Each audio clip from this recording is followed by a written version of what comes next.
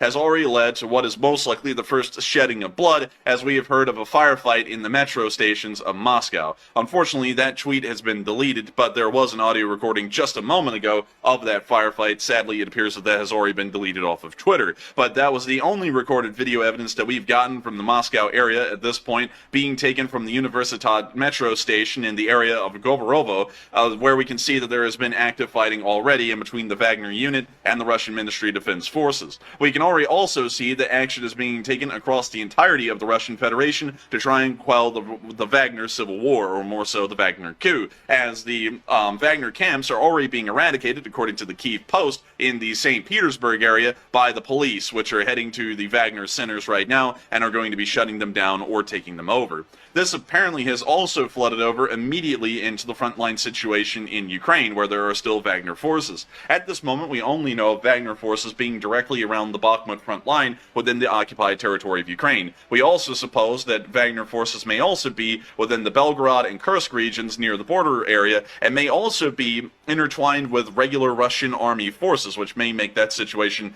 incredibly difficult and soften up the Russian border areas quite heavily over the next few days. But in the area of Bakhmut, there have been reports from Ukrainian soldiers and also some indications showing that Wagner forces, the remnants that have been left behind in Bakhmut, are beginning to immediately turn and fire upon their Russian comrades in arms in what appears to be an open rebellion and armed insurrection against the Russian Ministry of Defense and the Russian government as a whole. This news came from Dmitry once again, and War Translated, and this is the translation of what we're seeing here on this Telegram channel. The leftovers of Wagner on the outskirts of Bakhmut open-fired on the regular roads of the Russian Federation. Our assault brigades see everything. Systematic strikes are now being carried out on the positions of the Russians. You would hear the radio broadcast of these now. The impression is that part of the Russian regular troops are killing their own, and it seems that part of the military is supporting Prigozhin. While it is not clear what is finally happening, it is a bloodbath.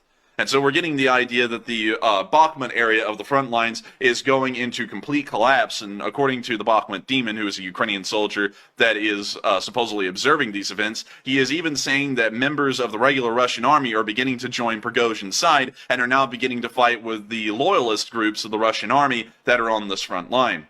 I have to be completely honest with everyone. Historical instances of civil wars breaking out in the middle of a conflict like this are quite rare, with one of the few large examples of this happening would be the October Revolution in 1917, while the Russian Empire was involved in the First World War.